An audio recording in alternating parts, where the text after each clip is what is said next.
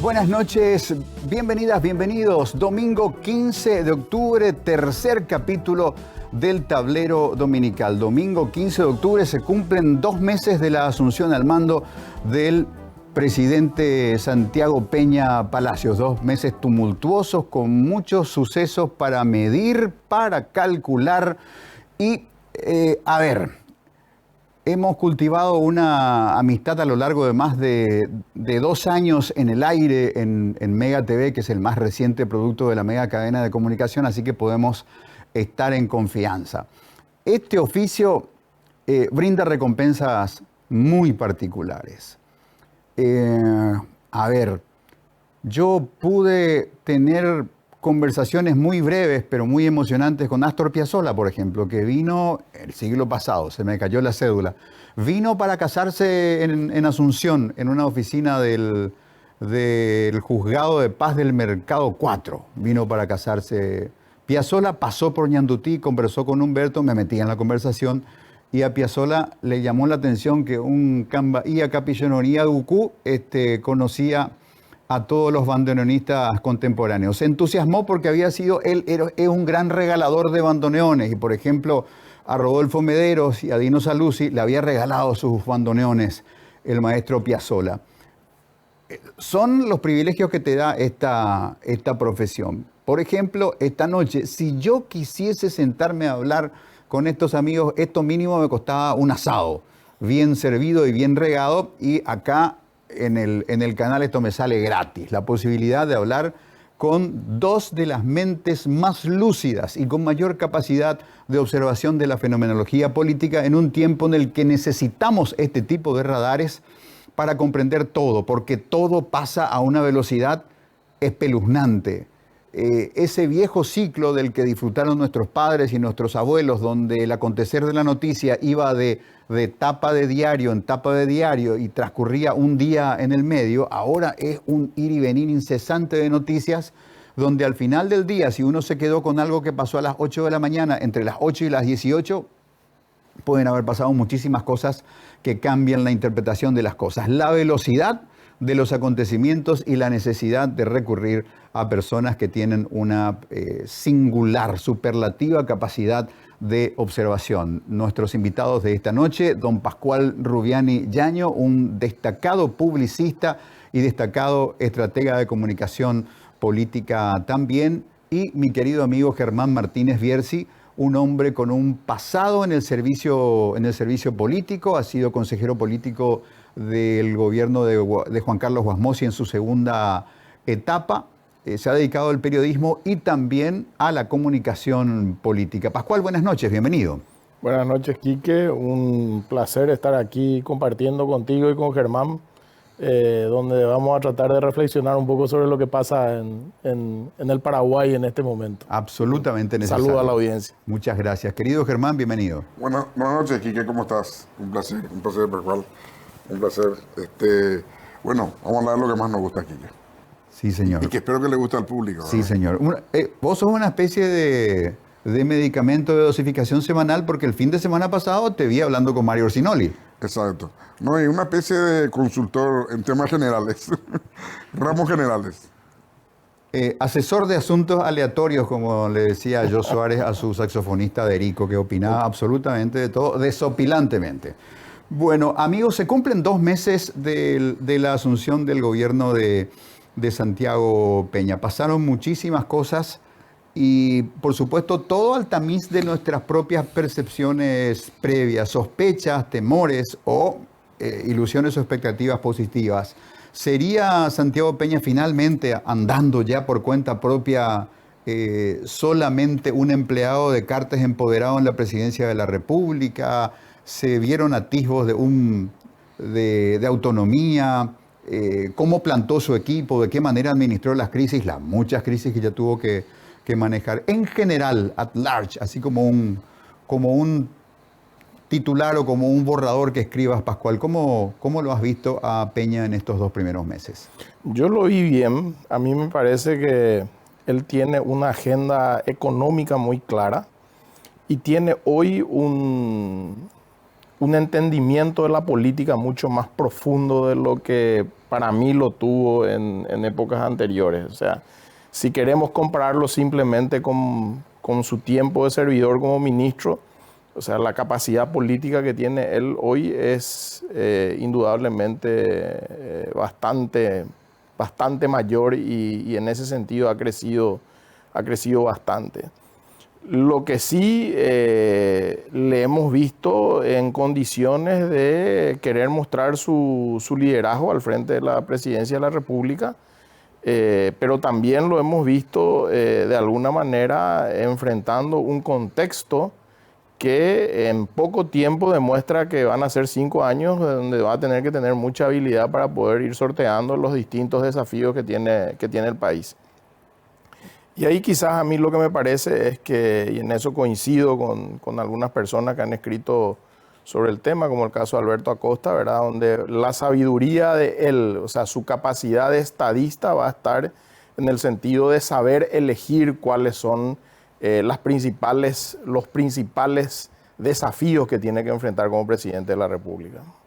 Germán, ¿cómo lo viste a Peña? Bueno, yo creo el tema de la dependencia de Cartes, que fue nombrado muchísimas veces y mucha gente tenía mucho temor que así ocurra, que yo creo que nos está dando por lo menos en la superficie. Yo sé de que el Movimiento Honor Colorado hizo como un politburó, que ahí se definen los grandes temas. Pero la primera demostración en estos 2 meses, que fue el tema del veto de la ley de la propiedad esa que está al costado del Puente Remanso, yo creo que fue una decisión de él, exclusivamente de él. No fue una decisión menor. Los principales actores acataron con mucha disciplina, ¿verdad? En diputados, ahora en senadores también. Así que fue una prueba de que, como yo le decía en la última entrevista que le hice a Santi Peña, él tiene mucho carácter. Ese carácter no afloraba antes, Quique. Yo creo que ahora está aflorando y va a seguir aflorando. En primer término. En segundo término, yo tengo miedo que él se comporte como un gerente del Paraguay. Porque ahí no va a tener volumen político, que es lo que necesita para gobernar. La política, el presidente de la República, básicamente lo que es un gran articulador político, una vez que haya definido sus ejes de acción, y a partir de ahí llevar a cabo su eje de acción, pero siempre sobre la base de sí o sí tener un capital político. Y ese capital político no se toma y no se consigue gerenciando la República, Quique. ¿Verdad? Él no fue electo como gerente, y él fue electo como líder político. Y los grandes líderes políticos fueron líderes políticos de la historia de la humanidad. Bueno, No aún hay que ver, Germán, si la gente lo percibe así, el tiempo lo dirá. Bueno, hablando de caérseme la cédula, ¿recuerdan que las viejas cédulas de identidad decían nombre y apellido, fecha de nacimiento, profesión? Si ese modelo de cédula vuelve, mi cédula diría profesión pesimista. Bueno, con ese pesimismo profesional que tengo y con el cuidado de nunca morderme la lengua porque muero en 10 segundos, como dice mi amigo Federico Campos López Moreira, y me hago cargo de esta percepción envenenada de los 2 primeros meses de Santiago Peña.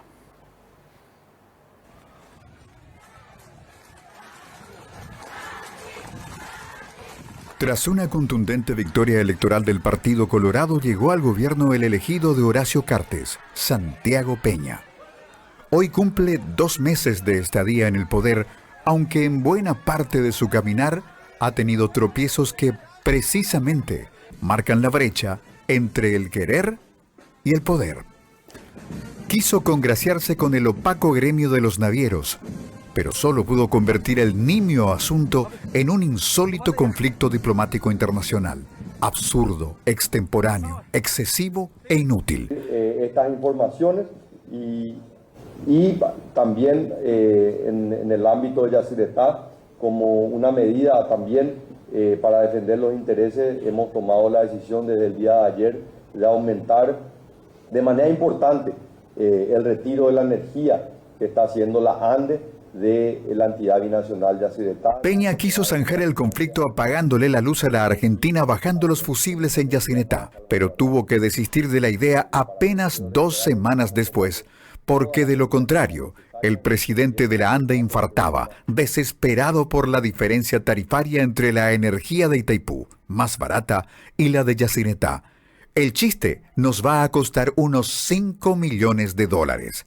El otro chiste es que Argentina ni se enteró de que Paraguay le quiso apagar la luz.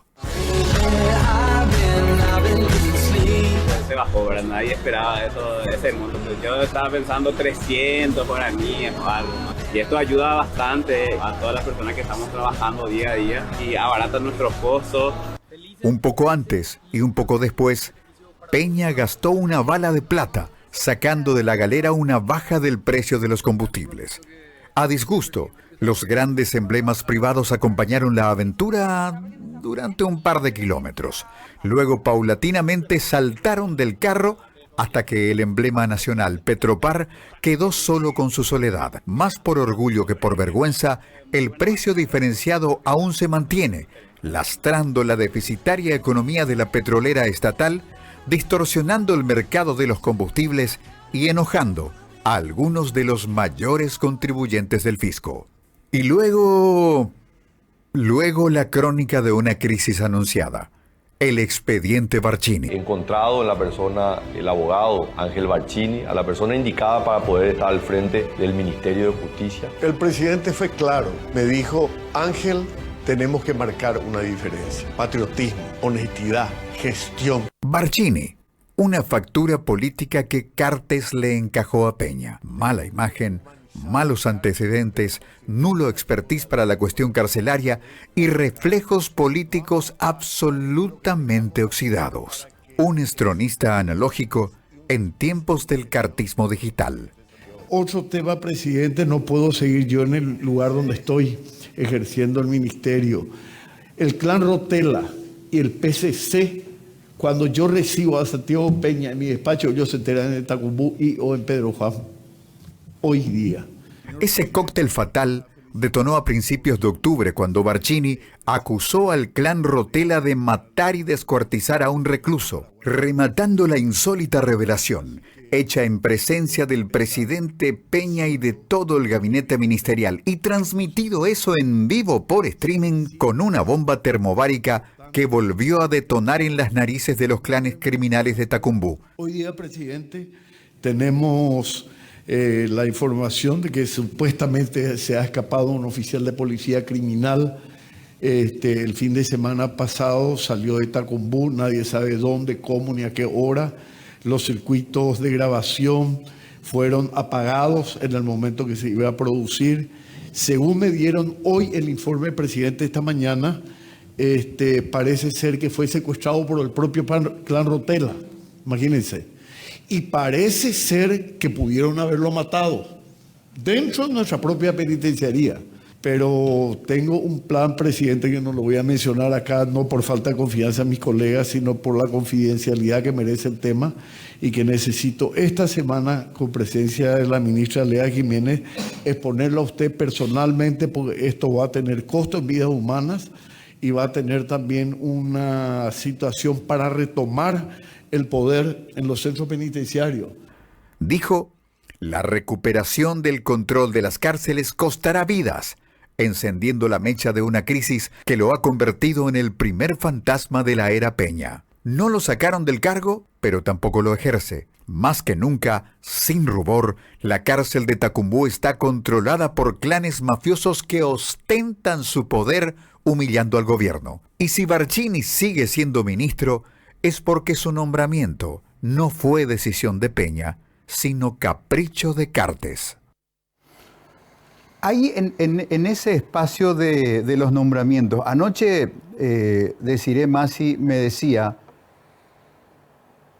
Peña no nombró ningún ministro, todos los nombramientos son de Cartes. Yo no creo eso, Kike. No creo eso. El de Fernández pudo haber también estado en el deseo de Cartes, pero también estaba en el deseo de Peña. Pudieron haber coincidido en algunos. Yo estoy seguro que Cartes influyó en algunos, pero no todos. No creo que llegue a todos.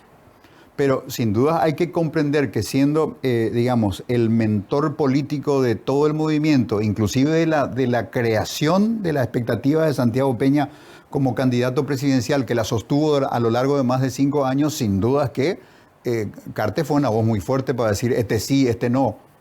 Yo particularmente creo que lo que hay en el gobierno es un equipo económico muy fuerte que tiene un conocimiento mutuo entre ellos desde hace mucho tiempo, que tienen mucha claridad por dónde quieren llevar la economía en el Paraguay y que requieren de un soporte político que sin duda quien les ha dado es Horacio Cartes. Ahora bien, yo lo que creo es que la principal tensión que va a tener ese equipo económico con su líder, que es Santi Peña a la cabeza, que es el presidente de la República, con ese soporte político, es que hoy ese soporte político tiene menos capacidad de darle la posibilidad de manejar las cuestiones sin conflictuar con el aparato o con los principales exponentes de lo que es la política dura del Partido Colorado. Porque no es el mismo Cartes, porque es un contexto distinto para él. Entonces ahí es donde para mí entran tensiones que pueden de alguna manera significar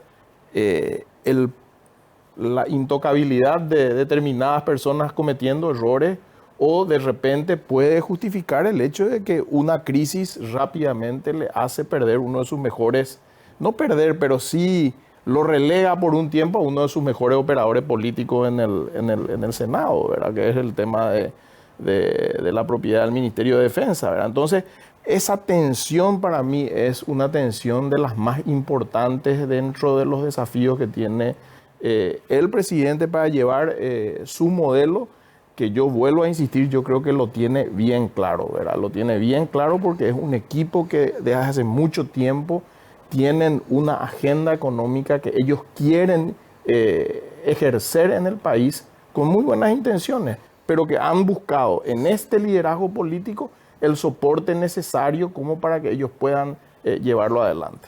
Germán, Perdón, sobre el tema no aquí. A ver. El soporte político no se presta aquí. Ni se pide prestado ni se presta. El soporte político es personal. Él no puede sostenerse en el soporte político que le dé Cartes.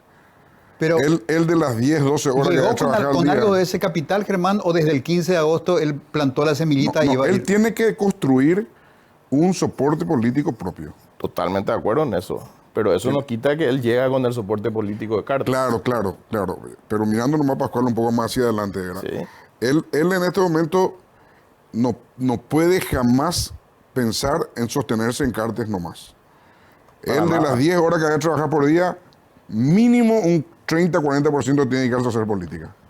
Para nada. De eso se trata la función pública. Así mismo es. A esa magnitud y en esa altura, presidente de la República, el liderazgo tiene que construirlo el político. Sin embargo, tiene que hablarlo con Cartes. Claro, curiosamente esa idea del candidato en campaña la ejerce Horacio Cartes, con muchas actividades en el Partido Colorado. Convocó a una reunión de ministros del Poder Ejecutivo en la sede del Partido Colorado ayer o antes de ayer.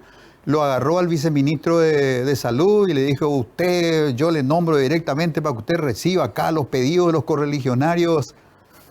Esa es la diferencia central para mí en lo que es este ejercicio del poder de Cartes versus el que tenía cuando él fue presidente de la República, donde la cuestión era inversa. Él era el presidente, Santi era el ministro de Economía. Hoy, sin duda, eso le lleva a una tensión con el presidente de la República con esa agenda económica, y eso sin duda significa que Santi tiene que buscar un poder político propio, un sostenimiento político propio, y en eso estoy totalmente de acuerdo con Germán. Pero más tarde o más temprano, ese poder político va a confrontar con las necesidades políticas que tiene Cartes. Yo creo que él tiene un 80% de agenda económica aquí, de toda la agenda que hay en el Paraguay. Esa agenda económica yo creo que es muy buena para lo que hoy está en Paraguay. Acuérdate, Paraguay es el país que más creció en los últimos 20 años en América del Sur, ¿verdad? Teníamos un PIB de 8.000 millones, ahora tenemos de 42.000 millones. La agenda económica está perfecta. Pero esa agenda económica no se sostiene sin un apoyo político. Y el apoyo político jamás puede ser prestado. Porque el que presta se siente dueño. O sea, al sentirse dueño, impone sus reglas. A mí me da la impresión de que ahí, en eso que están planteando ustedes, está el foco de tensión que va a ir creciendo con el paso del tiempo. Yo desde lejos, mientras hago mi programa de radio, miro Twitter y veo muchas fotos de ministros, senadores, diputados sacándose fotos en el quincho con cartel a las 10, 11 de la mañana. También veo cómo cuando leyes trascendentes que vienen en teoría del Poder Ejecutivo no vienen del presidente, vienen de Bachi Núñez, por ejemplo. Es decir, quincho, Bachi Núñez y se discute el tema. Y el presidente es como si fuera que está esperando hacer su parte nomás, ¿no? Aparece como el gestor, justificador, moralizador de una idea. Todo sigue pasando por el santuario de General Garay. Pero parece una inevitabilidad en esta etapa, Pascual. Sí, parece una inevitabilidad, pero si seguimos la lógica de que tienen una clara agenda económica, en algún momento esa agenda económica entra en conflicto con la agenda política del grupo con el cual él llega al poder, porque esa agenda política hoy tiene características distintas para las ideas originales que se planteó el cartismo en su concepción de lo que quieren para el país. Pascual, esa agenda política, Germán, ¿incluye los sofocos de Cartes con la cuestión todavía no resuelta de la embajada americana, con tiro que le vino de Colombia? Lo que hace es que él necesite más soporte político, de ese poder político que él construyó, y donde en el periodo 2003-2018, desde mi lectura, era claramente, no, hasta aquí los límites. Hoy hay ciertos límites que yo particularmente creo, no lo puede poner. ¿Verdad? Yo creo, eso es lo que acabas de decir, que yo creo lo siguiente. Yo creo que los americanos, en los Estados Unidos, está observando lo que está haciendo en este momento el cartismo, ¿verdad? También el gobierno. En tanto y en cuanto Cartes sea un problema o se convierta en un problema para Peña, alzará la posibilidad de que venga un pedido de extradición. Primero. Segundo lugar, veo casi con tristeza cómo ellos analizan el tema de los Estados Unidos. Imaginen que dice que Mario Abdo Benítez le usó le usó al Departamento de Estado de los Estados Unidos. Mario Abdo, mira, eso no pudo hacer, no sé, habíamos nombrado en la historia de la humanidad cuántas veces intentaron. Bueno, le usó al Departamento de Tesoro, le usó a la CIA, porque la carpeta de Cartes está en la CIA. Al hablar de terrorismo, la carpeta de Cartes, el file, como se dice en la carpeta, se trasladó a Langley, que es donde está la central de la CIA. Sí. O sea, en la CIA hay una carpeta que dice Horacio Cartes. Bueno, Mario Abdo Benítez le utilizó a toda esa gente y toda esa gente consumió solamente la información que le dimos. O sea, es un chiste. Ni de preescolar no es eso. Pero ellos lo dicen con ¿Mario Abdo o Lilian Samaniego en monopatín? En monopatín. No, pero lo dicen con una convicción y creyendo lo que dicen, Quique. Y entonces, lo peor de todo es cuando vos ves una falsedad y tomás decisión en base a esa falsedad. Mi soledad. Ña Limpia. Sola con mis sentimientos. Atento, Ña Limpia. Mira, aló, Ña Limpia. Atento, Ña Limpia. Ña tende por que las están de Ña Limpia. Era tu chef, pero rápido. Ani que ya voy. ¿Qué me vas a decir o no me vas a decir? Emma, amagá, pero no bueno, decir nada. Emma, vamos con Icaraire. Estoy viendo, yo quiero hacer un pedido. Pausa. Ya, vamos a la pausa. No, a vos te pongo en pausa. Estatua. Ña Limpia. Coa Vierzi. Ape otro Rubiani. Italianos. Y capture algún gnocchi al pomodoro. Primero que nada, algún tagliatelle. Definitivamente, si vamos a hablar de tagliatelle, ravioli. Teniendo pene rigati. Eso, bueno, pea. Canelones. Y capture panqueque, pico. Yo ya venía a pedir gnocchi, Quique. Por favor. Ahora que soy libre de elegir buffet, pico, por favor. Penerigati a la orientales, pero Reyapo, ahí no en Viapó, que parezca un accidente. Yo quiero hacer, antes que nada, disculpe mi interrupción así, ¿verdad? Pero, Quique, vamos a mejorar la calidad de la televisión paraguaya, Quique. Muy lindo todo, tu invitado, muy bien, muchas gracias. Inglés espectacular, italiano, pero castellano no lo logran, gente. Le pido a los tres que traten de enseñarnos a nosotros, los simples teleaudiencia y televidentes, fieles a este programa y a todos mis fans, vamos a enseñarles cómo se dice esa palabra que ni uno de los tres pudo decir. Inenatibilidad. Por favor, cada uno que lo diga lentamente. ¿Cómo es la palabra? Porque no pude ni anotar inenatabilidad. ¿Cómo? A ver, poco. A vos no te salió, por ejemplo, señor Rubial. Inevitabilidad, pende a carangüeña. Decí bien y claro para que ellos puedan también decir. Viste que no te sale. ¿Cómo es? Inevitablemente, pero... No, decí la palabra, que así como indivisibilidad de caracteres tampoco te ha de salir. Yo creo que cuesta tanto mirarte de cerca que la propia peluquera chupa antes de cortarte Lo que pasa es que el lenguaje de Quique es muy elevado, entonces no obliga a hablar en trabalengua, ¿verdad? Claro, pero no te salió decir tampoco, a ver si te sale para ¿Cómo es? Inestabilidad. No era neta, no era. Y poco mañana no era inestabilidad. No le sale. Una cosa nomás, vos era que me vendiste con un soporte político, te voy a decir que me vendiste. O sea que es lo mismo que, porque no se puede prestar ni pedir prestado. ¿Qué rico te va a vender? Me vendió en su época de comerciante, él me vendió un ventilador de pie. Ah, Gemavi, una de las tiendas de electrodomésticos más exitosas. Ahora vengo a encontrarte y te quiero decir, quiero que me mires a la cara y me mires a los ojos. Porque me estafaste, señor Gemavi. Ya mencioné la tía. Un ventilador. Un ventilador de pie y me estafaste. Yo todos los días me iba, enchufaba, prendía. ¿Y vos pensás que ese ventilador de pie me ventilaba mi pie? No, señor. Directo por mi cara se iba. Eso no se hace. Eso es publicidad engañosa que de eso Rubiales sabe mucho. Limpia, Gemavi revolucionó la refrigeración en Paraguay con el aire ventilador. Pero ni no saben decir pico ventilador de pie en forma mal. Si es ventilador de pie, pónganle ventilador de pie. Y si es ventilador de cara, pónganle ventilador de cara. Pero los paraguayos estamos hartos de la publicidad engañosa. Que después vengo por vos. Ahora a la corte, Quique, porque ya se fuera. A las 9:30 más no se huele nada de tu cocina. Ya poñan de algún soapu ámbar por ámbar. Bueno, amigos. Esa amenaza ya me deja fusilado el resto del programa. Después viene por mí. Bueno, amigos, vamos a una pausa muy breve y seguimos en esta conversación con Pascual Rubiani y Germán Martínez Bierzi, dos expertos en comunicación política, personas de mucha experiencia, de mucha trayectoria, que han, digamos, abordado la cuestión de la política de manera multiangular, como publicistas, como funcionarios, como consejeros de mesa chica de presidentes de la República, han administrado muchas crisis políticas también, así que tienen una amplia experiencia que les faculta para tener una mirada profunda y discernida de lo que está pasando en estos 2 primeros meses de gobierno de Santiago Peña. Hoy, 15 de octubre, domingo 15 de octubre, 2 meses de gobierno de Santiago Peña. Los examinamos aquí en el Tablero Dominical.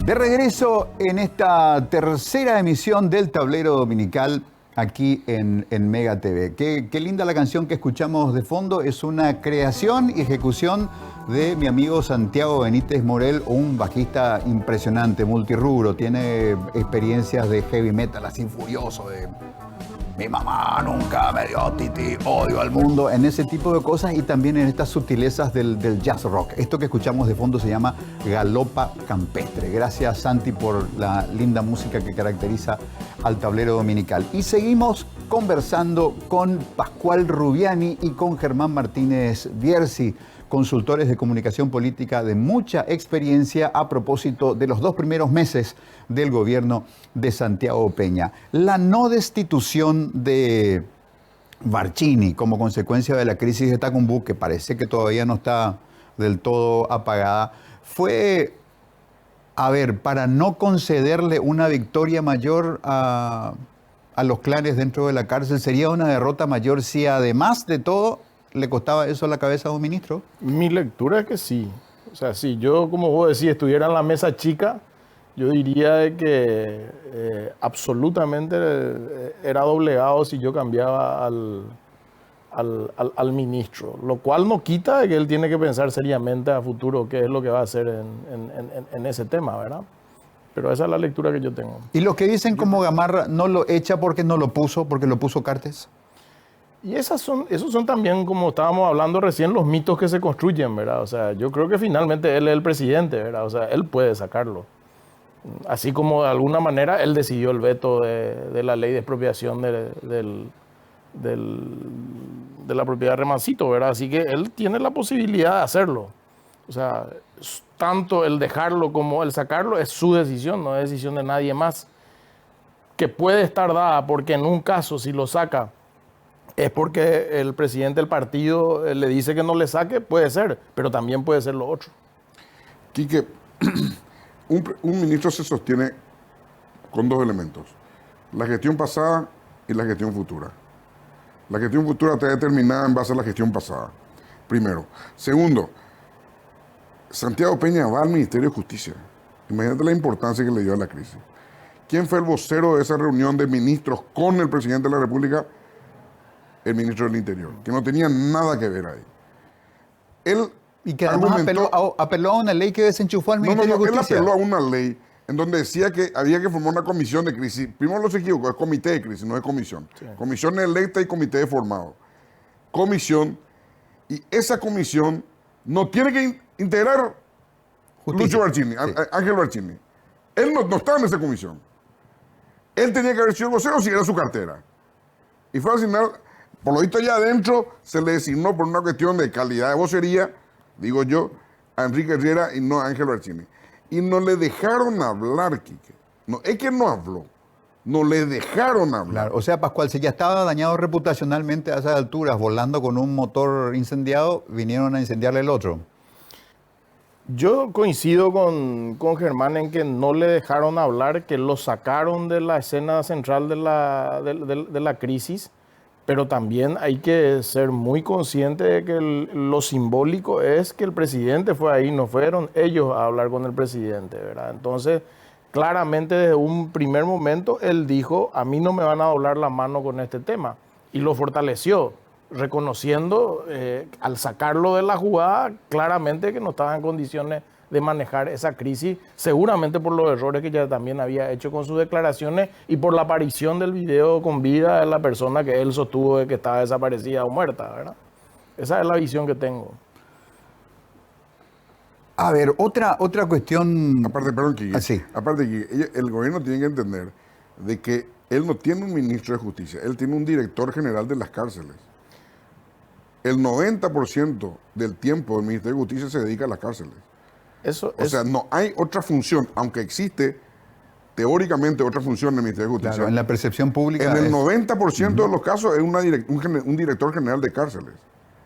O sea, si en eso se aplazó, es una cuestión de tiempo. ¿Pascual? En eso coincido también con Germán y recuerdo una conversación con una persona del entorno del presidente cuando le cuestionábamos que el nombramiento presuponía de que lo habían impuesto a Santi, de que él no iba a tener el manejo. Nos decían, pero ¿qué se preocupan tanto? Él es el carcelero del país. Miren los otros que están nombrando, como diciendo que sí, Santi tiene el mando y el manejo de su equipo. pero finalmente es el que le generó la crisis más importante, o una de las crisis más importantes en estos primeros 2 meses, ¿verdad? Entonces, eso va a tener que ser evaluado sin duda por el equipo presidencial. El 9 de agosto, Germán, en la mañana, a media mañana del 9 de agosto, Santiago Peña, Rubén Ramírez Lescano y Lea Jiménez fueron rauda y fantasmagóricamente a la embajada americana. Y cuentan que hubo un intercambio de ladridos donde la embajada americana les expresó su disgusto por el nombramiento de Khalil Rashid, Enrique Riera y sobre todo de Ángel Barcini. Si estas 3 personas están en sus lugares y Peña no lo resuelve, es porque está por encima de él. Volvemos a la teoría de que esos espacios son más decisión de Cartes que decisión de Peña. Quique, el gobierno de Santiago Peña le pidió al gobierno americano que le cambie al embajador. Ese es lo mismo que vos le pides a Julio César cambiarle al cónsul hace 2000 años. O sea, estamos hablando de movimientos muy, hasta si se quiere, infantiles, diría yo, ¿verdad? O sea, los Estados Unidos, llegar a la decisión y a la acción de pedir la renuncia o el cambio del embajador y hacerlo saber encima, si lo haces saber tiene un doble problema, porque si conseguís le dejás en ridículo a la embajada americana y si no conseguís te quedás vos como un perdedor. Entonces, esos elementos hacen de que el arranque yo quiero dividir en lo económico, que es lo que finalmente la gente juzga también, Quique. Acordate que el órgano más sensible del ser humano es el bolsillo. Y Bill Clinton se salvó de un juicio político porque los Estados Unidos estaban viviendo un boom económico impresionante. Entonces, yo creo que tiene que construir, te pido Quique, ese es el resumen de lo que quiero decirte y dejarte, tiene que construir capital político del presidente de la República. No hay otra forma de gobernar. No lo hizo nadie que yo conozca con capital político prestado. Y Cartes cree que puede prestar lo suyo. Entonces, el que quiere prestar, no sabe que no se puede prestar, y el que va a ser prestado tiene que entender de que no se puede pedir prestado un capital político. Eso es como el político muy popular que ya no puede competir en una elección y se pega al candidato pensando que le transfiere votos, que a veces sucede y a veces no, Pascual. Por lo general no. Por lo general no. A mí me gusta siempre plantear como una dicotomía de un presidente en Paraguay. Por un lado tenés el Congreso, que el Congreso tiene la capacidad de hacer un juicio de revocatoria de mandato básicamente en el Paraguay, que es el juicio político. O sea, se tienen los votos y uno puede perder la presidencia. Y por otro lado está la población y lo que es el apoyo que le pueda dar la gente. Dentro de los movimientos que yo he visto, y volviendo a la primera pregunta que me hiciste, e incluso yendo a aquellas cuestiones que dentro del pesimismo que vos planteaste pueden ser los errores principales de estos primeros momentos del gobierno de Santi Peña, lo que yo veo es un esfuerzo de él por construir su capital político con la opinión pública, con la gente, lo cual le puede fortalecer dentro de lo que es la tensión de la política propiamente, ¿verdad? Y ahí incluso uno podría hacer el análisis todavía estando en un modo campaña, y ese modo campaña muchas veces puede propiciar un mayor desgaste si es que no es manejado con una determinada sintonía fina y con una dosificación.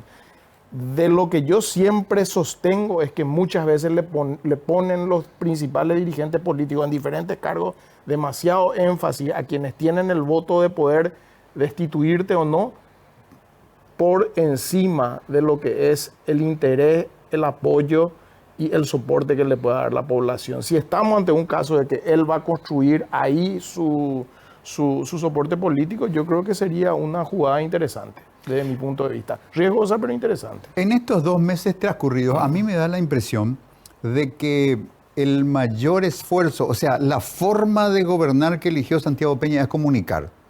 No hacer y comunicar los hechos, sino comunicar como acción concreta de gobierno. Hay como mucha exposición a través de distintos instrumentos donde se verbalizan ideas, donde se ponen acciones que más que acciones y realizaciones son la comunicación como hecho.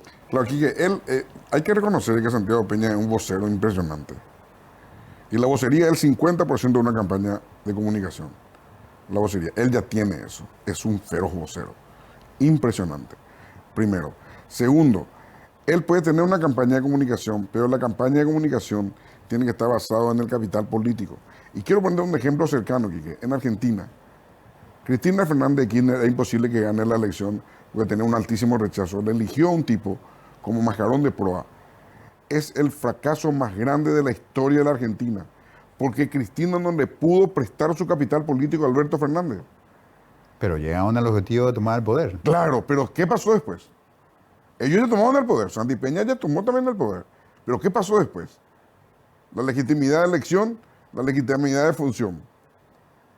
Mira, ahí está la dicotomía. Yo soy electo legítimamente. Ahora, ejerzo el poder legítimamente en tanto y en cuanto genere consenso. Genero consenso en tanto en cuanto pueda tener capital político. Tengo capital político, tengo liderazgo. Tengo liderazgo concreto en mis planes económicos, que son los principales que el Paraguay necesita y que él tiene, que él lo conoce mejor que nadie. Entonces, ahí es donde viene toda ese rumbo que él tiene que tomar en todos los puntos. Y te repito, Quique, él es un vocero impresionante. Él se está comunicando, está haciendo... Hay una doctrina de la comunicación política que dice el estado de campaña permanente del presidente de la República, que ya está desfasado eso en el tiempo.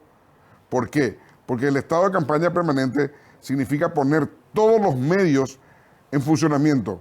Y todos los medios significan tener 8 o 9 millones de canales de televisión, de diarios y de prensa, de radios que están en los celulares en acción. O sea, necesita un ejército de por lo menos 200, 300 personas acompañando esa campaña permanente como método de comunicación del presidente de la República. Eso es inviable en un ejercicio del poder, porque el ejercicio del poder tiene dicotomías naturales del ejercicio del poder. Acuérdate que en la campaña electoral vos estás solamente prometiendo y proponiendo. Claro. En el ejercicio del poder no funciona así. En un país donde las promesas no son judiciables. Nadie va a tribunales a decir prometiste y no cumpliste. Nos quedan unos pocos minutos y querría pedirles, dado que el domingo próximo vamos a estar enteramente dedicados a las elecciones en Argentina, ¿qué impresión tienen de lo que ven hoy de la marcha del proceso electoral en Argentina? Esto que parece ser un menú de 3 opciones: Milei, Massa, Bullrich. Bueno, esa es mi pasión, Guille. Vos sabés que yo consumo realidad argentina, no sé si igual que Paraguay, pero un poco menos nomás. Bueno, ahí, Quique, yo creo que Massa es imposible que gane, directamente imposible que gane. No hay un candidato que haya ganado con la hecatombe económica que en este momento está sufriendo la Argentina. Imposible que gane. No puede pasar el 30% ni si hace vito de billetes de $100. Pero de todos modos, ¿esa mejor performance que haga será mejor que la de Bullrich? ¿O Bullrich va a ser la contendora de...? Yo creo que Bullrich va a ser la segunda. Yo creo que Bullrich va a ser la segunda. Y Pascual, que por supuesto no se resuelve en primera ronda. No. Para mí no. Para mí no. Y ahí Bullrich con Milei, ahí va a estar lindo porque...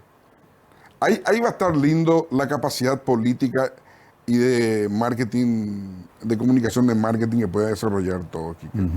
Porque ahí va a estar abierto a todo. Y la diferencia va a ser 3, 4 puntos, que no es nada.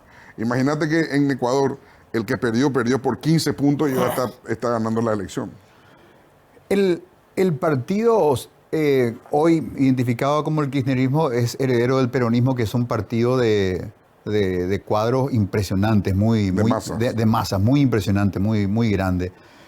Un gobierno que soportó el desgaste de decir todos estos planeros que están lastrando la economía, etc. Todos esos planeros van a votar por Massa. No. ¿No? No, Quique. Porque esos planeros se volvieron pobres. Esos planeros antes podían vivir con sus planes. Hoy están ganando 700.000 guaraníes. Y con eso no les sirve.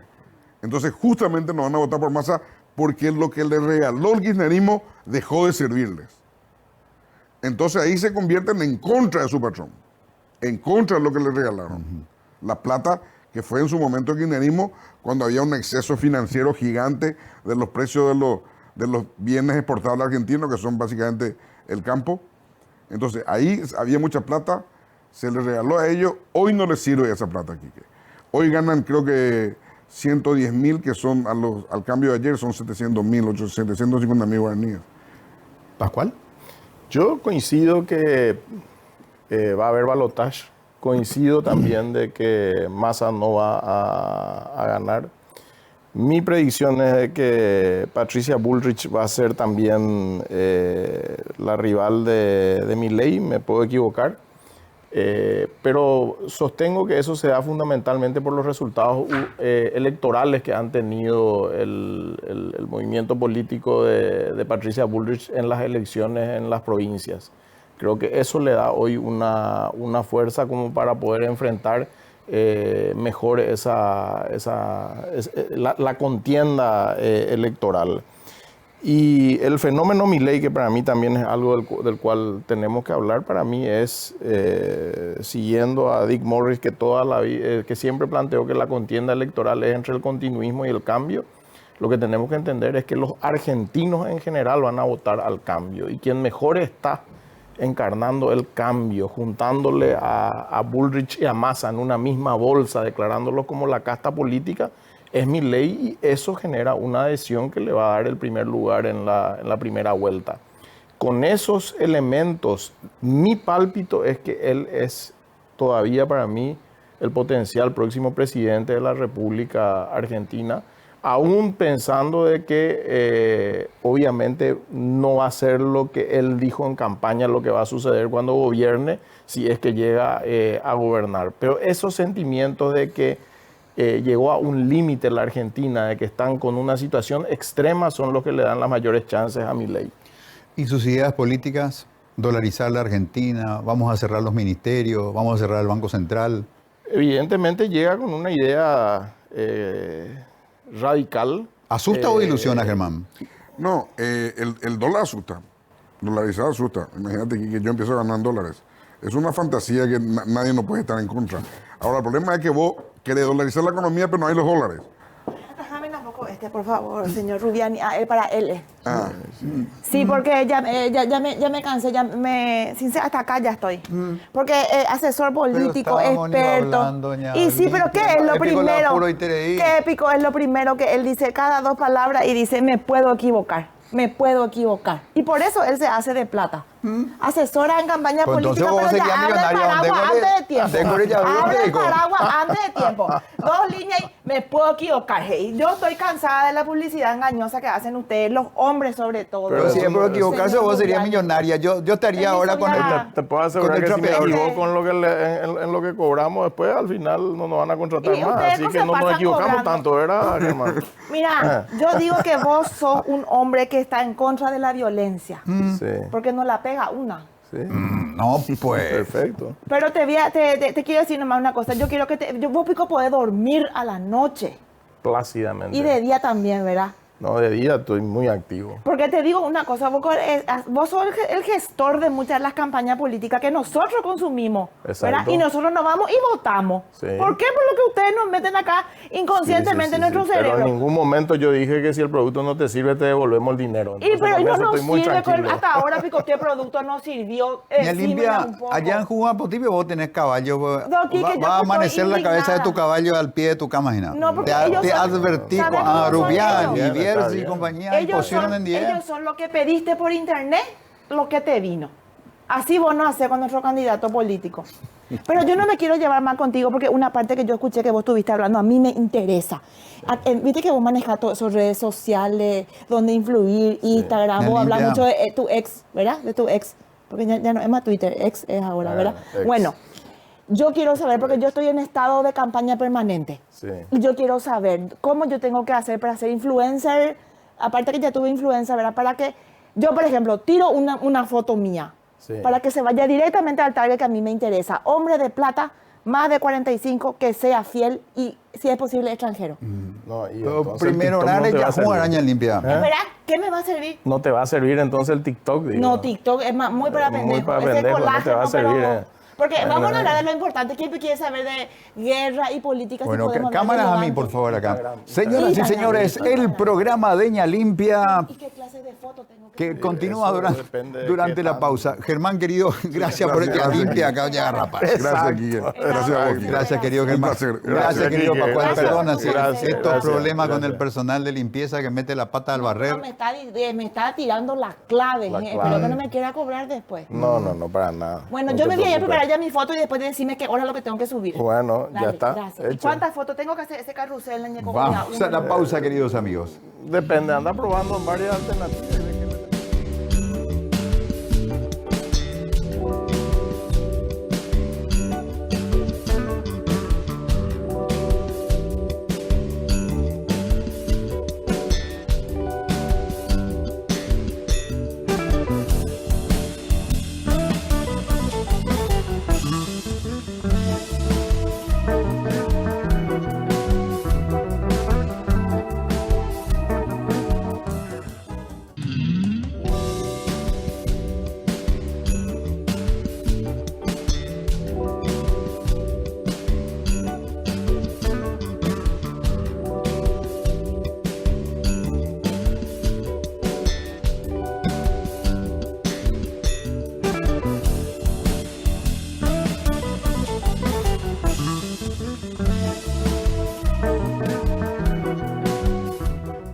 Gracias una vez más, queridas amigas, queridos amigos, por la sintonía de este tercer capítulo de El Tablero Dominical. Es nuestra tercera semana en el aire, de 21 a 23 en Mega TV. Y el anuncio de que el próximo domingo vamos a estar, no se enojen amigos, todavía no guarden bronca por el resultado del Paraguay-Argentina en el más monumental, pero vamos a estar albicelestes siguiendo las elecciones presidenciales en la Argentina, esa dura disputa entre Javier Milei, Patricia Bullrich y Sergio Massa.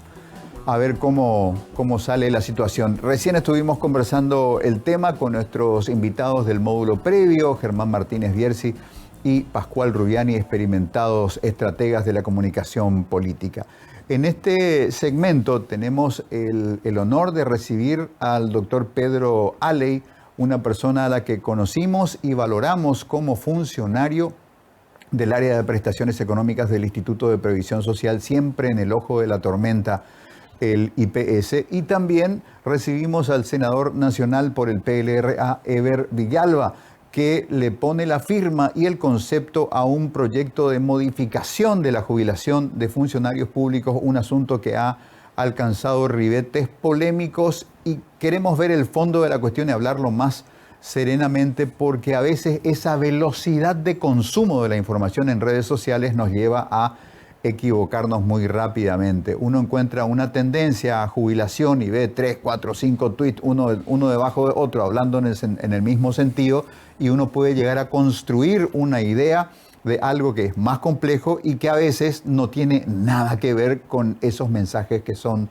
tendencia. Así es nuestra vida en tiempo de redes sociales.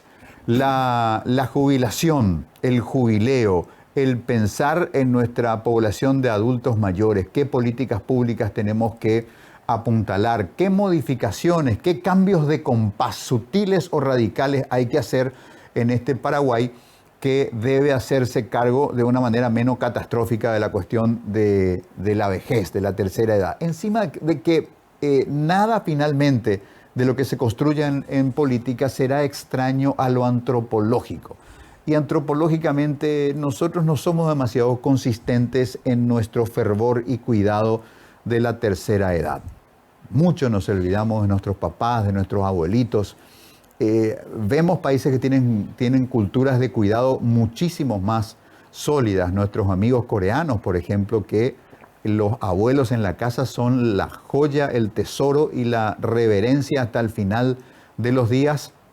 Eso no es una matriz de comportamiento del paraguayo, así que en muchos casos hay mucho desamparo también. Así que socialmente tenemos que construir una mejor cultura de cuidado de nuestros adultos mayores y luego trasladar eso a políticas públicas. Doctor Pedro Aley, buenas noches, bienvenido. Muy buenas noches, Quique, senador, a la audiencia. Senador Eber Villalba, Bienvenido. Muchas gracias por la invitación, Quique. Buenas noches, doctor Pedro. Saludo a la audiencia. Bueno, Pilar estuvo de fiesta en estos días. Supongo que como representante de la zona habrá disfrutado de esta celebración. Sí, estuvimos el 11, el 12 y siguen las jornadas de festejo del aniversario de la ciudad de Pilar. Más todavía ahora que tenemos una ruta que conecta por Villeta, Alberdi, Pilar, y en 2 horas, 2 horas y media uno puede estar disfrutando de la hermosa ciudad de Pilar. Bueno, Pilar, que siempre está pendiente de la posibilidad de que la ejecución de las obras complementarias de nuestras hidroeléctricas también eventualmente puedan crear una canalización importante para que navíos de mayor envergadura vengan desde el puerto de Montevideo o de Buenos Aires y aumente el volumen logístico de cosas que puedan llegar a convertir a Pilar en un gran hub de importación-exportación, algo con lo que Pilar sueña como un paso que podría cambiarles la vida. Pero vamos a nuestro tema del día de hoy, que es la cuestión jubilatoria, transitando un poco entre dos temas. Este estado de incendio casi permanente del IPS, acusaciones acá, imputaciones allá, sospechas y tiros cruzados, vos sos corrupto, no, pero vos fuiste corrupto, no, pero vos vas a ser corrupto, etcétera, etcétera, y la cuestión jubilatoria que se plantea desde el Congreso y que ganó momento de opinión pública porque la gente eligió agarrarse de una idea de que se está queriendo levantar la edad de jubilación a una edad casi cruel, donde la mejor síntesis de los perros es 75 años. Estos tipos quieren que los aportantes mueran antes de recibir los beneficios jubilatorios. En fin, vamos a entrar en el detalle de estas cosas para comprenderlas mejor. Doctor Aley, esta semana tuvimos nuevamente una atropellada de la Fiscalía en el IPS. Ya parece una constante, una institución en estado de sospecha, repartija de culpas entre antes y ahora. Bueno, realmente la actuación de la Fiscalía se centró en una cuestión muy puntual que fue el tema combustible, que es uno de los 36 o 37 puntos detectados por la Contraloría en términos de irregularidades, llamémosla así, de la administración Battaglia. Entiendo que relevaron documentación y bueno, se centró en eso. Más allá de ese tema del uso de combustible, hay otra serie de temas que merecerían realmente un mayor énfasis de la Fiscalía General del Estado. Que aborde con mucha más energía el tema del endeudamiento. No hay que olvidar que 1 billón de guaraníes, no es 1 millón, 1 billón no están documentados. No hay que olvidar que 241 millones de dólares es una deuda que asumió la administración Battaglia con la banca y que va a pagar el programa de salud, que es un programa presupuestario que se endeuda a razón de 5% de cada presupuesto anual por 10 o 15 años. Un programa presupuestario no puede endeudarse a ese nivel, es un contrasentido.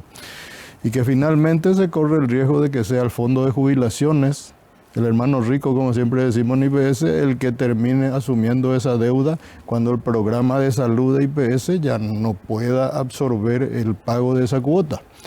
Bueno, y esos son los temas cruciales que debería abordar ya la Fiscalía, y no solamente el tema combustible, que finalmente es un tema hasta menor en relación a los grandes temas detectados por la Contraloría.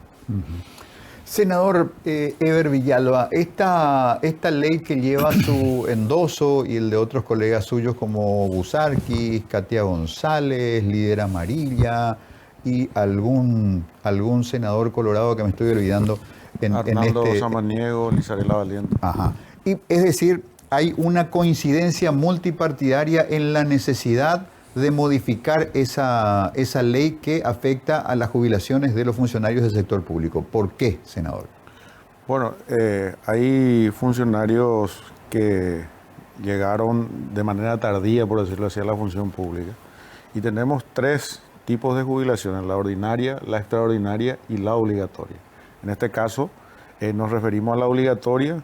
Hoy la ley establece una jubilación obligatoria a partir de los 65 años de edad y en muchos casos es injusta, o consideramos injusta, porque llegan a los 65 años de edad con un aporte de 20 años. Según la ley le permite apenas el 47%. Con esto, elevar la jubilación obligatoria a 75 años, coincidente con los años en que también se le obliga a los ministros de la Corte irse a sus casas, ¿verdad?, le da la posibilidad para que aquellos de manera voluntaria quieran seguir dentro de la función pública de tal manera de tener una jubilación más digna, lo puedan hacer. Ese es el objetivo de esta pequeña modificación, que al ser un tema sensible, que estando en discusión un proyecto del Ejecutivo que quiere avanzar sobre las cajas fiscales, se mezcló y saltó la alarma, ¿verdad? Pero gracias a eso hoy estamos conversando sobre esto para darle la tranquilidad y decirle de que esto nada tiene que ver con el proyecto de ley del Ejecutivo. Lo que busca es una jubilación digna para aquellos funcionarios y funcionarias que llegaron de manera tardía a la función pública. Senador, yo recuerdo en los días en los que Rafael Filisola era diputado por el Partido País Solidario todavía, había propuesto una ley de acceso a la información pública y en el tratamiento casi salió una ley mordaza. Tomo un poco ese ejemplo para preguntarte si se puede proteger ese espíritu de la ley de decir, bueno, vamos a darle a la gente que quiera seguir en el servicio público la posibilidad de seguir trabajando hasta los 65 para que pueda jubilarse con una mejor jubilación y que los perros por el camino eso te conviertan en ahora tenés que trabajar hasta los 75. Tengo que trabajar una muy buena comunicación también con los colegas senadores. Incluso, ya que lo mencionas a Rafael, él retiró su firma porque evidentemente tuvo una avalancha de ataques, ¿verdad? Pero los demás seguimos firmes, queremos dar respuesta a ese sector de la sociedad que recurre a acciones de inconstitucionalidad, recurre a jueces. Algunos lograron la medida, otros no. Y últimamente el voto de los ministros dice que es potestad del legislador fijar los topes. Entonces, ¿qué es lo que dice la Corte? Vayan al Poder Legislativo, que ellos hicieron la ley y ellos tienen la potestad de modificar. Entonces, por eso tomamos esta iniciativa que va a beneficiar a una buena parte de los funcionarios públicos, ¿verdad? Doctor Ali, ¿en qué medida ese fenómeno del trabajador tardío, que a veces no es que el tipo empieza tarde a trabajar en un empleo donde le dan seguridad social, sino que a veces también pasa que el patrón paga, no paga, va a una empresa que sí, a otra que no, trabajadores que a veces se mudan de empleo y de por ahí tienen saltos en el aporte y cuando llegan a la edad de jubilarse están lejos de una cifra digna? Eso debe suceder mucho también en el universo del IPS. Sí, muchísimo. De hecho, empiezo con un dato que es lapidario. Solamente el 11% de cada camada que empieza cotizando llega a jubilarse. 11. O sea, de 100 que empiezan, 11 nomás llegan. ¿Por qué? Y la informalidad laboral. La informalidad laboral, ¿qué es? Y tiene varias caras. Por un lado, la intermitencia de los aportes. Uno empieza, tiene 5 años de aporte, luego pasa a ser independiente o deja de trabajar. O justo a los 9 años le despiden por el tema de la estabilidad. No encuentra trabajo y se va. Son una historia laboral no continua, esporádica, con muchas interrupciones.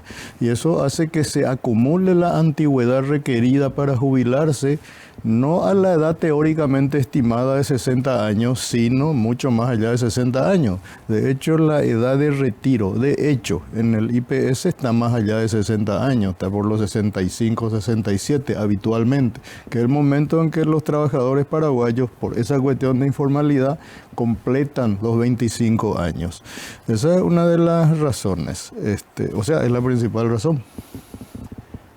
Senador, como una realidad previa a ser administrada está este tema de que se descalzaron financieramente las cajas fiscales de funcionarios públicos. Yo no sé si por aquella cuestión, y acá la buena memoria del doctor Ali también podría colaborar un poquitito, cuando hubo en la transición política un masivo pase a retiro de militares y policías, y eso creó mucho más beneficiarios compulsivamente y carcomió eso y se fue alimentando a lo largo de los años. Bueno, tranquilo, ahora todavía se puede, ahora ya llegamos con el agua a las narices. Es decir, además de la cuestión de que hay muchos trabajadores que podrían llegar a la edad jubilatoria con muy pocos ingresos a recibir como pasivos, también está el hecho de que la capacidad de cumplimiento de las cajas está bastante comprometida. Está complicado. De hecho, a mí nadie todavía me presentó un cálculo cierto. La gente habla de la crisis, de las dificultades, de las proyecciones. Yo tengo mis reservas, Quique, porque se instala el miedo del descalce, de la posibilidad de cumplir a futuro, pero tengo miedo de que haya una agenda detrás de modificar eso a que temen la gente, ¿verdad? El tema de la edad, de elevar la edad o elevar el porcentaje, ¿verdad? Entonces, como a nivel mundial, lo decía la presidenta del Fondo Monetario, en algún momento dijo, el problema de los países es que los ancianos viven mucho, decía, ¿verdad? Responde a una línea política e ideológica de elevar, ¿verdad? Entonces, ese es el temor, ¿verdad? Entonces, nosotros necesitamos las proyecciones, porque finalmente es cálculo, doctor. Es una proyección, unos cálculos de ver cuánto se recauda y con eso a cuánta gente le podés cubrir su jubilación y por qué tiempo, ¿verdad? Entonces, necesitamos cálculos ciertos, ¿verdad? Reales, sobre bases matemáticas, que pueda uno ver cuál es el riesgo, ¿verdad? De hecho, hay algunas cajas sí que tienen problemas como la que mencionaste, que no tenía el aporte suficiente y le hicieron el ajuste al monto de la jubilación de las personas que ya estaban jubiladas, ¿verdad? Entonces eso también crea un problema, ¿verdad? Pero en la discusión se mezcla mucho lo que es IPS, la caja de militares. Es la gran referencia, entonces, sin dudas. Por eso yo, y celebro que esté acá el doctor Ali, me gustaría, y una de mis propuestas parlamentarias es la de trabajar en la jubilación universal, ¿verdad? Porque así como decía que 11% de quienes empiezan a cotizar, muy pocos paraguayos tienen posibilidad de jubilarse. Y hay una tendencia mundial también y que la gente no valora en la jubilación, ¿verdad? Los jóvenes hoy día no hablan de eso. En Silicon Valley la gente cambia cada 9 meses en promedio de trabajo. Entonces no piensa en la jubilación y es fruto de la posmodernidad. Piensa en hacerse rico con su startup y... hacerse rico con su emprendedurismo y etcétera. Entonces va cambiando la lógica, ¿verdad? Entonces tendríamos que analizar también como sociedad. Solamente los que estamos más de 40 años estamos pensando en la jubilación. Los que ahora bien están viniendo detrás de nosotros piensan en otra cosa, ¿verdad? Entonces tenemos que analizar eso como Estado, como sociedad. ¿Qué va a pasar con las generaciones que vienen cuando sean adultos? Conceptualmente, doctor Aley, ¿por qué los funcionarios públicos no cotizan en IPS? Y hay una causa, digamos, histórica. Pero podrían. Y mira, ¿cómo está ordenado hoy el sistema previsional paraguayo? El podría depende de mirar cómo está el tablero hoy. En 1908 se crea la caja fiscal. Imagínate, 1908, una de las primeras cajas en Sudamérica, la caja fiscal, para los funcionarios públicos, policías, militares, etc. Y evolucionó, tuvo un fuerte golpe durante la guerra del Chaco, prácticamente se quedó sin cotizantes. Pero luego se rehizo y siguió el Ministerio de Hacienda administrando esa caja o ese conjunto de programas presupuestarios, porque en realidad la caja fiscal no es una caja, es un rejuntado de programas presupuestarios. En 1950 aparece IPS, 1943, 1950, pero con un perfil muy diferente y ahí está un poco lo que hay que analizar muy seriamente. La caja fiscal entre comillas, la bancaria, la municipal, ¿Por qué en comillas? Porque el dinero no viene solo del aporte del que está aportando para su futuro, calza el Ministerio de Hacienda, platita de aquí, platita de allá, es un poco un híbrido. Una caja en el sentido técnico es recoger aportes, rentabilizar aportes, pagar beneficios y guardar reserva. La caja fiscal realmente no tiene reservas, no genera renta. Paga los beneficios con lo que ingresa cada mes y falta y se usa impuestos. A contrario de IPS, por ejemplo, donde se pagan los beneficios con la rentabilidad, con los aportes, pero hay una espalda financiera importante para aguantar muchas décadas todavía. Pero la diferencia principal que hay que mirar es que el IPS es un sistema de seguro social abierto. ¿Qué quiere decir? Que su cotizante es toda la población trabajadora dependiente. El obrero, el albañil, el chofer, el ingeniero que trabaja, o sea, es abierto. La caja fiscal es de universo cerrado. ¿Qué quiere decir eso? Solo los funcionarios públicos, en sus diversas características, policías, militares, funcionarios, universo cerrado. Y ahí está el problema, porque ese universo cerrado de funcionarios públicos no crece en el tiempo. Al contrario, puede llegar a disminuir. Son universos acotados. La caja Ande, no, es que Ande duplica su cantidad de trabajadores. La caja bancaria, al contrario, tampoco duplica. Los bancos tercerizan servicios y cada vez hay menos activos. Entonces, la relación activo-pasivo, que es el elemento fundamental en un sistema de pensiones, siempre tiene que crecer más el activo para sostener a los pasivos que van saliendo. Y encima que vivimos más cada vez. Esa relación se estancó en la caja fiscal, en los sistemas cerrados. Está estancada, a tal punto que la relación activo-pasivo en caja fiscal y en las demás cajas va negativizándose. IPS tiene casi 15 activos por cada jubilado, porque es abierto.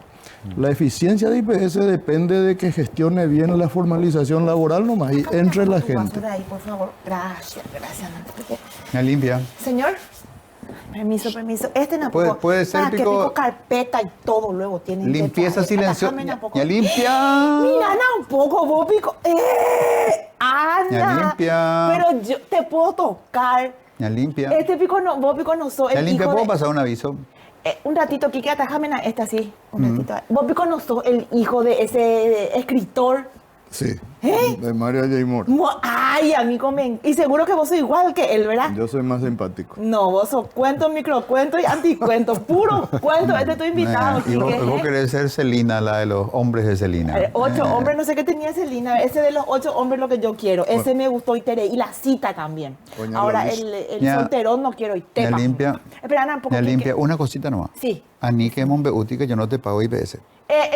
Que me cagaste en mi segundo bloque, Kike, pero ahora tengo otra cosa para preguntarle acá a... Decime una cosa, tu apellido, Pico, es también por el cometa, así donde vos pasás, deja cola. Sí, dejo rastro. Pero una preguntita, yo quiero irme antes de irnos al corte, una pregunta nomás, así, a calzón quitado. Ish. Pero literalmente, bueno, a calzón quitado. ¿Por qué a vos te dicen pitín? Y habría que ver los antecedentes históricos en mi infancia. Yo no quisiera ver los antecedentes históricos. Entonces pero, no hay nada que explicar. Porque pitín, pudiendo haber sido Oye, ¿de dónde pitón, puedo sacar esas cosas? Ay, yo digo nomás, tu mamá te vio. Usted, Pico, la del servicio doméstico, tiene un grupo de WhatsApp. No, nosotros tenemos alta inteligencia, le hacía la KGB Brorey. Porque digo, yo pienso, ¿verdad? El otro día le apretaste todo mal a Euclides Acevedo. Es verana, me va a tener miedo y nada. Espera, poco yo digo nomás, está la mamá, está la criatura. Le ve y pudiendo elegir pitón, eligió pitín. Para mí que no hay nada más que decir. Podemos irnos tranquilamente al corte cuando quieras, Kike. Y sabes que él es tu fan. Escuché demasiado bien que vos le trajiste porque dijo tenemos que ver cómo está el tablero. Choca los 5. Muy bien. Chaoña limpia. Adiós, amante, nos vemos después de Bueno, con esta brutal interrupción del servicio doméstico no registrado en IPS, vamos a la pausa.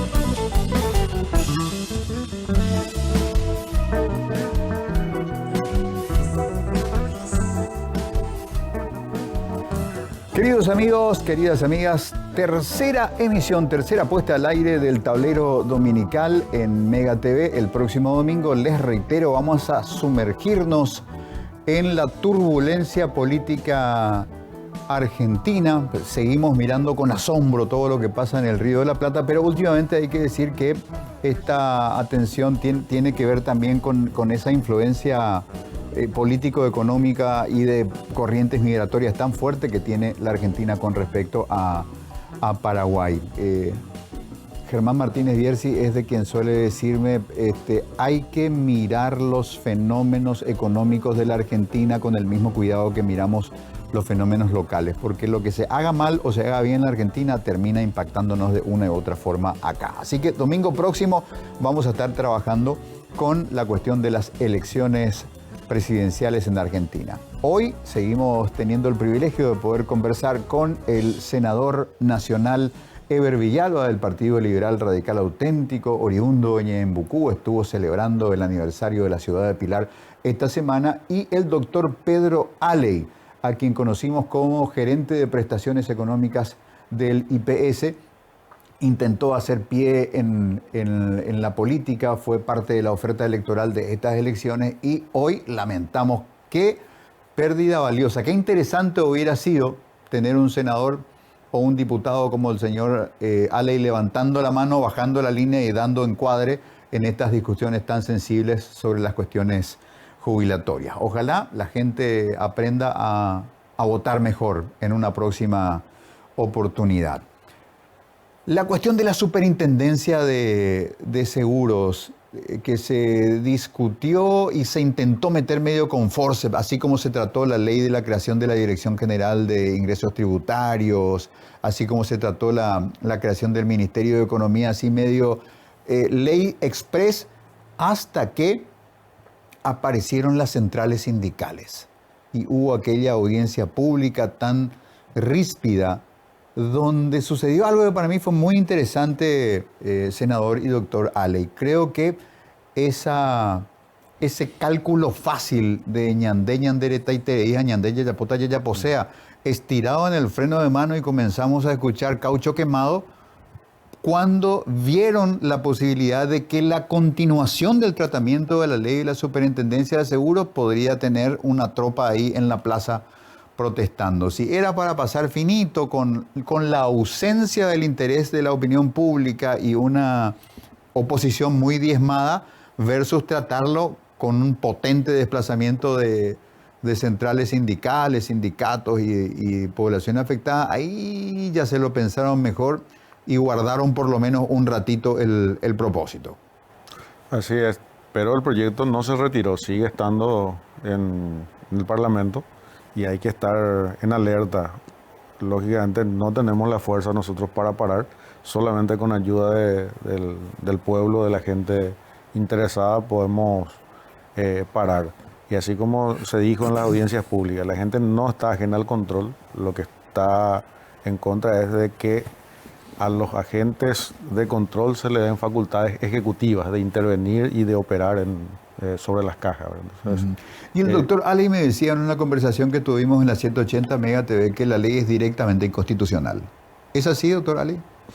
Bueno, la inconstitucionalidad radica en que se ubica ese organismo de control en el ámbito de competencia del Banco Central del Paraguay. El Banco Central del Paraguay, artículo 285 de la Constitución Nacional, es estabilidad monetaria, es intervenir en la formulación de la política cambiaria, crediticia y bancaria. Punto. No tiene nada que ver con la administración de recursos previsionales ni con la disposición de bienes inmobiliarios de las cajas. Pero quiero hacerte una aclaración antes de eso. No fueron las centrales obreras las que pararon este tema. Fue un frente social y sindical constituido de hecho, liderado por Citrande, que sí pertenece a la CUT-A, pero es uno de los sindicatos y que fue acompañado por la Unión de Jubilados, la Asociación de Asegurados del Paraguay y otras 36 organizaciones civiles las que hicieron bloque y nos presentamos en la audiencia pública, no con un discurso así temperamental de no porque no, sino exponiendo los aspectos de inconstitucionalidad. El superintendente es una persona que está blindada, tiene más fuero que un senador. No puede ser imputado en el ejercicio de sus funciones, él y su personal. El superintendente, por resolución reglamentaria, puede dejar sin efecto una ley de las cajas, dictar una resolución y ordenar cómo invertir, dónde invertir, cuánto invertir, o disponer la venta de los inmuebles de IPS, por ejemplo. O sea, de eso debo deducir que no solamente es inconstitucional, sino en general es una mala idea. Y mira, es un mal planteamiento de algo que se necesita. Nosotros, como dijo el senador, somos conscientes que falta control. Claro que falta control. Cuando se maneja dinero ajeno, no te preocupes que siempre es necesario que un tiburón te esté respirando atrás. Claro que sí. Pero hay que hacerlo bien. Hay que ubicar bien ese sistema de control. Y otra cosa, en la legislación paraguaya ya existen luego controles. Si vos mirás las leyes de las cajas, tienen auditoría interna, externa, auditoría del Ejecutivo, Contraloría General, Superintendencia de Banco, etcétera, muchos controles, pero no funcionan. A lo mejor, en lugar de crear un superpoder con facultades exorbitantes, lo que hay que hacer es hacer funcionar los controles que hay nomás. Por eso es que el planteamiento que se hizo en ese proyecto de ley, aparte de la inconstitucionalidad, no tiene lógica, tiene una inviabilidad de aplicación que no está a la altura de un proyecto serio. Y el objetivo, pensando en que las otras cajas son deficitarias, el objetivo político es administrar la plata de IPS. Yo creo que sí. Perdón que me entrometa, pero yo creo que la intencionalidad surge claramente en algunos de los artículos. El artículo 39 de ese proyecto de ley que dice, derógase el artículo 27 de la ley de IPS. ¿Y qué dice el artículo 27 de la ley de IPS? Que queda derogado, el Estado no prestará plata al Estado. Perdón, el IPS no prestará plata al Estado. Eso queda derogado. Y ahí está la intencionalidad. Y otros más que están en el desarrollo del proyecto que, bueno, es fácil analizar y muestran la intencionalidad del proyecto. Senador Villalba, ¿cómo está el estado de trámite de esa modificación que está levantando tanta polémica ahora? Está en asuntos entrados. O sea, nosotros presentamos y ahora se deriva a comisiones y tiene su trámite normal, digamos. Seguramente después de todo esto que llamó la atención, vamos a hacer unas audiencias públicas, explicar, tranquilizar, porque es un tema muy sensible. Justo se presenta en un tiempo también que está en discusión esto que mencionaba el doctor, el proyecto del Ejecutivo de reforma de las cajas, ¿verdad? Entonces, vamos a darle un tratamiento mesurado, serio, comunicado, para evitar confusiones, ¿verdad? Porque la intención es, como te dije al principio, es darle la posibilidad a esos paraguayos y paraguayas que entraron tarde a la función pública y hoy son obligados a salir de la función pública con una jubilación mínima. Entonces, en respuesta a eso es lo que se plantea esta modificación. Uh-huh. Y la casuística es elevada, es importante porque también se ha dicho, miren lo que esta ley puede llegar a generar con la mejor intención que pueda traer. La gente se va a quedar retenida más tiempo dentro del sistema laboral y la nueva gente que quiera entrar, se va a crear una especie de embudo, de cuello de botella de renovación de recursos humanos. Sí, esa es una de las posturas también de algunos teóricos, ¿verdad?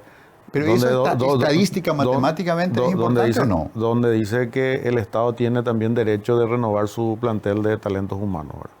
Pero entre el derecho del Estado y el derecho de esa persona que quiere una jubilación digna, yo me inclino siempre en favor de las personas, ¿verdad? Estadísticamente no es mucho, pero hay mucha gente que está, o sea, hay un sector que está pasando mal por eso, ¿verdad? Principalmente son más débiles, ¿verdad? Porque yo durante la campaña me he encontrado con funcionarios públicos que ganan 2,5 millones y me dicen, me están obligando a jubilarme, recibí ya una preliquidación y mi preliquidación me dice que voy a pasar a ganar 1,2 millones, ¿verdad? Entonces, golpea a la familia o golpea a esa persona adulta que empieza a necesitar más de su salario, ¿verdad? O de su jubilación en este caso, ¿verdad? Y es una forma de protegerle a esa persona mayor, a esa persona que entra a la tercera edad, que necesita justamente de una asignación para poder sostenerse en su última etapa de vida, ¿verdad? ¿Te parece razonable la idea en general, doctor Ale? Y mira, hay que entender bien que este proyecto de ley que se presentó, hay que entender el problema. La gente, el funcionario público, llega a los 62 años, 65, debe retirarse, mira su cálculo, su tasa de sustitución y es 42%. Ganaba 3 millones, se va a jubilar con la mitad. Se va a jubilar. Jubilar pues es sinónimo de júbilo, de disfrutar de la tercera edad y que disfrute lo que va a ver si se va con una reducción del 50% de su salario, del 60% de su salario. La alternativa entonces es decirle, mira, podés quedarte hasta los 75, si querés. Con cada año que te quedes va a subir un poquito tu haber jubilatorio, creo que sube 2.7 por año. Entonces se juega al aguante de esa persona. Tiene efectos, siempre hay efectos colaterales, efectos rebote en este tipo de leyes, porque como bien decís, es como que bloquea el ingreso de recursos humanos allá abajo, o como yo siempre digo, la jubilación pues tiene que darse en un momento de la vida en que te quede un margen suficiente para vivirla bien, para disfrutar toda tu historia laboral, para estar con tu familia. Y a lo mejor si vos decidís quedarte hasta los 75 para irte con el 80%, la expectativa de vida del paraguayo es 80. A lo mejor te quedan un 5 o 3 años nomás para vivir bien como jubilado. O sea que tocar sistemas de pensiones es siempre complicado porque tiene que ver con lo social, lo económico, lo biodemográfico. Pero lo que yo siempre critico en el buen sentido en este tipo de leyes es que tienen que hacerse en una mirada holística, total, integral. Es cierto, se favorece a mucha gente que quiere mejorar su haber jubilatorio, pero yo creo que estas modificaciones también tienen que considerar la situación integral total de esa caja fiscal. ¿Cómo va a impactar sobre las finanzas actuariales de la caja fiscal? ¿Va a afectar negativamente? Esta gente va a seguir aportando 10 años más, se va a jubilar, va a disfrutar cuánto tiempo es la jubilación. ¿Cuál es el efecto actuarial que va a tener? Cuando hablamos de IPS, a lo mejor es siempre un poco más fácil hacer esos cálculos actuariales. Primero que hay una cultura ya actuarial desde el año 2000, ya hay informes actuariales periódicos, el último fue de diciembre del 2021. Y es fácil hacer anticipaciones porque el IPS está atado al mercado laboral. Se sabe cuál es la fuerza laboral, se sabe cuánto es el salario mínimo, se sabe cuál es la base imponible, se sabe cuánto producen las rentas de las colocaciones. La caja fiscal no tiene colocaciones, no hace rentabilidad. Entonces IPS es un poco más predecible. Caja fiscal es hoy verdaderamente una caja de Pandora donde no sabemos qué va a pasar. Y en ese contexto, yo veo como muy meritorio que el legislativo se ocupe de determinados sectores que quieren jubilarse bien. Me parece excelente, permitiéndoles mejorar su jubilación jugando al aguante hasta los 75 años. Voluntario, no es obligatorio. La gente tiene que entender que no es que tienen que trabajar hasta los 75, sino que pueden quedarse hasta los 75 para el que quiera. Pero son otra vez parches que se van haciendo en el casco de un buque para que flote, cuando en realidad lo que necesitamos es que el legislativo se ocupe de construir un casco nuevo para otros 100 años. Ese es el desafío que tienen los legisladores, creo que en los próximos años.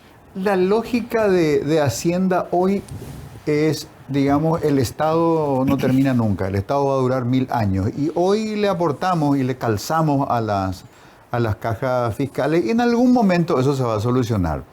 ¿Es un poco esa economía elástica del dinero público o aquí hay que pensar en serio en hacer una especie de periodo especial y aporte especial donde, no sé, el Estado que practica el deporte del endeudamiento tome una línea de endeudamiento para capitalizar por única vez las cajas que estén en un equilibrio y que a partir de ahí digamos, se empiece a aportar, porque si no, técnicamente, si yo para ser un jubilado y ser beneficiario tengo que haber aportado, pero resulta que no, porque el Estado pone el 60 o el 70 de lo que yo no puse, ahí se distorsiona algo muy feo. No me parece bueno que esa distorsión sea permanente, sino digamos, hagamos un encuadre financiero para que estas cajas sean viables por una vez. Vamos a turbinarles de ingresos y a partir de ahí tiene que funcionar como cualquier otra caja, que donde el beneficio en expectativa venga del aporte que uno hace.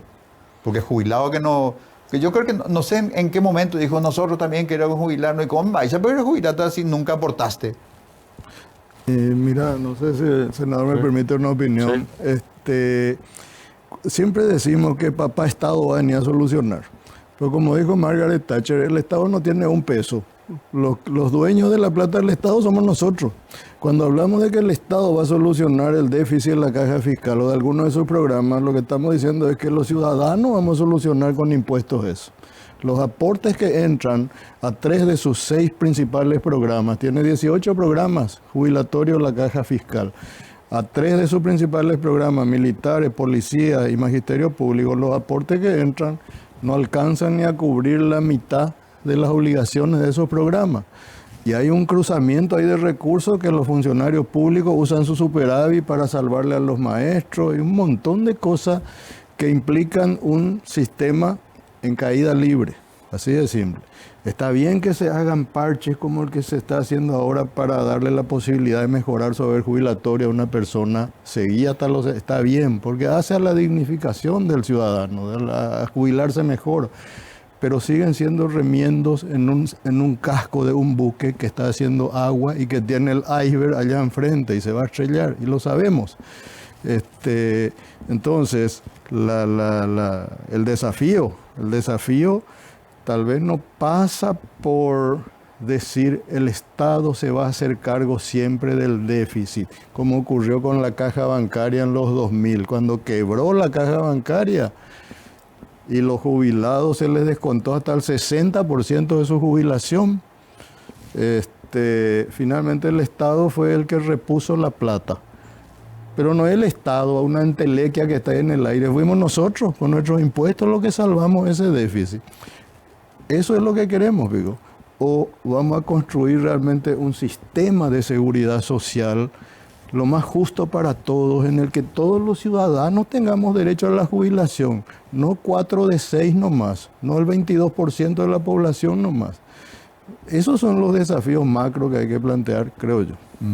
Senador, esto implica desde la reflexión y el aporte del doctor Ale que habría que hablar de políticas jubilatorias en un rango más amplio, por supuesto, tratando de domar la atropellada de esta bestia de la Superintendencia de Jubilaciones y administrando esta ley que el doctor Ali la define como un parche. Tomar este periodo de 5 años para hablar en serio del diseño de políticas jubilatorias mejores. Ña limpia, cuando venga, que nada, tráeme un poquito de agua. Cuando vengas, no más. Doña Tendéis, no le trabajo de comida. WhatsApp. Limpieza por WhatsApp. Realmente, como dice el doctor, es un pequeño parche para tratar de darle una posibilidad a un sector del funcionariado público. Pero sí es necesaria una gran discusión y trabajar por la jubilación universal. Hay una discusión con lo que plantea el doctor, el tema del Estado o la gente, ¿verdad? El Estado es el único que puede decidir de dónde sacar plata o cómo sacar plata, ¿verdad? Lo contrario con lo que planteaba Margaret Thatcher o unos teóricos, ¿verdad? El Estado tiene esa potestad de decir, bueno, necesito plata por acá y saco de acá de esta forma, ¿verdad? A través de leyes, decretos, lo que sea, ¿verdad? Entonces, pero sí necesitamos revisar todo el sistema de seguridad social y prever, ¿verdad? Porque por eso se llama previsión en el caso, ¿verdad? Porque se prevé con cálculos ciertos las proyecciones para que los activos puedan cubrirle a los pasivos, ¿verdad? Necesitamos claridad, ¿verdad? Y transparencia y seguridad por sobre todo, porque esto que salió ayer en el sector docente generó una preocupación terrible. Hasta mi ex profesora me llamó a preguntarme qué es lo que plantea, ¿verdad? Disculpen un poco, pero este es un claro ejemplo de lo que yo quería hablar. Bobo Pico Valelande, agua. Señor Quique, te voy a decir nomás, yo quiero acá contigo, con ustedes, yo quiero expresar mi pesar, ¿verdad? De esos asados que hacemos nosotros los funcionarios. Vos no te podés jubilar, porque nunca aportaste nada.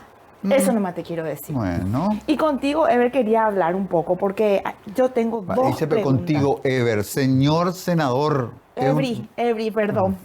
Every, contigo yo quería, tengo dos preguntas que demasiado hace rato ya te quiero hacer, ¿verdad? Sí. Bueno, vamos a cerrar los ojos y vamos a imaginarnos. Si vos te cierras con su ojo, amo, me encanta, se deja llevar, fluye nomás. Bueno, si vos tuvieras que irte a una isla desierta, forever, Esto peor recibí en grupo de WhatsApp, Permiso, Kike, en mi momento. Pero no sé nada. Si te querés ir a una isla desierta, forever, ¿con quién te vas a ir? ¿Celeste, Katia, Yolanda o Lizarela? Forever. Isla desierta, forever. Una sola respuesta. Uno. Mi señora. Mi señora está mirando el programa. Ve si mantén a ella, ¿verdad? Esta es una paradoja de la imaginación hipotenusa. Las 5. Hola, sí, qué lindo hacer eso, Ya, no. Siempre voy salvando. Lo que pasa es que yo estoy en una línea, ¿verdad? Trabajando mi machismo, ¿verdad? Sí, trabajando. Espera, ¿por qué está haciendo qué? Trabajando mi machismo, ¿verdad? Porque está deconstruyendo. Claro. O construyendo. No, para deconstruir, ¿verdad? Para deconstruir. Okay. O sea, que derribando tu machismo. No, primero, voy a salvar acá porque primero reconozco que soy machista, pero después el siguiente paso es de construir, ¿verdad? O sea, que te quedé con las 5 claramente. No sé si hacerte ya la segunda pregunta así porque ya te destruiste solo con vez de construirte. No, vos sabés que va a ser un problema si se dan las 5. No, eso es un problema si se quedan también. Ese es un problema, me meté por donde les mire. Pero la segunda pregunta que yo te quería hacer, viste que estuvimos de farra en Pilar, ¿verdad? Sí. Me fui un ratito más nomás. Me fui de la farra de Pilar, me hacía comer ayer porque iba, yo esperé que esté en el auténtico decadente, pero era muy volátil todo y voló la carpa y voló de mí, voló de vos, voló de todos. No actuaron, pero yo quiero saber nomás, sí, que vengan a actuar justamente los auténticos decadentes. ¿Fue por Efraín? ¿Qué cosa? ¿Que Efraín es auténtico decadente? Actuó al siguiente día, el 12 actuaron. Pero ya no estaba ya, a mí no me avisó nadie. Bueno, chaboña limpia. ¿Y qué falta de comunicación? Falta de comunicación. Bueno, siga, pues. Bueno, querido doctor. No, es cotizante de IPS, El servicio doméstico cotiza IPS. Sí, cotiza, hay 250.000 trabajadoras domésticas del hogar hay en Paraguay. ¿Sabe cuánto están escritas en IPS? No más de 12.000. Imagínate la evasión. Y ahí está el problema de fondo de IPS. Yo siempre dije que el problema de IPS no es IPS, es la informalidad laboral. Repetí un poco cuánto estamos fuera del sistema. Ya viene tu Uber, ña limpia. Repetí un poco. Y nosotros no tenés cara, Quique. Bueno. No tenés cara. Eso nomás le quiero decir a la gente. Gracias. Gracias por venir acá a defender nuestra postura. Con permiso. Ponan de postura. Doctor Aley, muchísimas gracias por esta visita. Usted es una biblia de lo previsional en Paraguay, una fuente de consulta confiable y un paraguayo de bien que quiere lo mejor para todos nosotros. Supongo que en los grupos de asesores será convocado el doctor Aley para trabajar at large todo lo que todavía hay que trabajar por el tema previsional y jubilatorio. Senador, muchas gracias. Muchas gracias, Quique. Un gusto compartir acá con el doctor. Y bueno, ya le comprometo aquí en el programa de poder trabajar juntos en una propuesta, porque el Ejecutivo en realidad tendría que ocuparse de eso, ¿verdad? Pero también tenemos la iniciativa parlamentaria que vamos a empezar a trabajar con el bloque. Señoras, señores, muchísimas gracias por la sintonía, por la compañía. Nosotros regresamos el martes a las 21 y el domingo próximo, elecciones presidenciales argentinas, aquí en el Tablero Dominical.